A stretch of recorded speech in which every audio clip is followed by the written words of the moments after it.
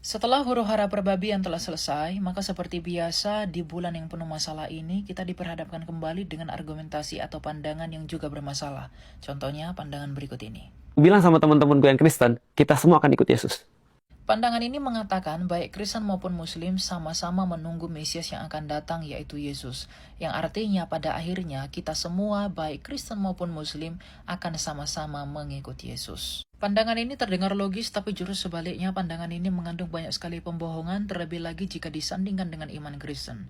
Yang perlu kita ketahui adalah 2000 tahun lalu ketika Yesus Kristus datang ke dunia ini, dia telah mengangkat para muridnya dan telah memerintahkan murid-muridnya untuk membaptiskan semua orang yang mau mengikut dia dalam nama Bapa dan Anak dan Roh Kudus. Dalam Matius 28, Yesus Kristus mensyaratkan bahwa jikalau mau mengikut dia, orang-orang itu harus rela memberi diri mereka dibaptis dalam nama Bapa dan Anak dan Roh Kudus melalui gerejanya sendiri.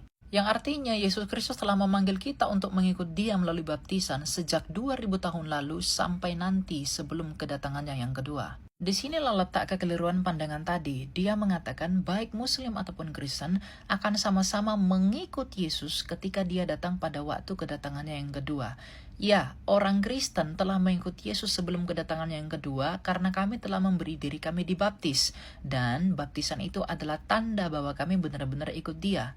Kalau kamu baru mengikuti Yesus ketika dia datang yang kedua kali, itu sudah terlambat dan itu tidak berguna. Dari hal ini kita bisa menyimpulkan bahwa kalian tidak akan pernah bisa mengikuti Yesus jikalau kalian baru akan mengikuti dia ketika ia datang pada kedatangannya yang kedua kali, karena sudah terlambat dan semuanya akan sia-sia.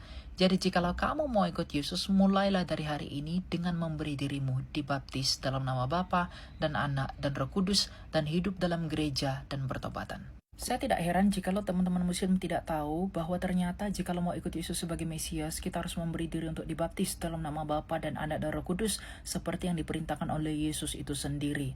Hal ini dikarenakan sumber dan literasi iman mereka terlalu jauh dari hidupnya Yesus itu, di mana Yesus hidup di abad pertama, sedangkan iman dan ajaran mereka baru ada di abad ke-7, 600 tahun jarak dan lamanya.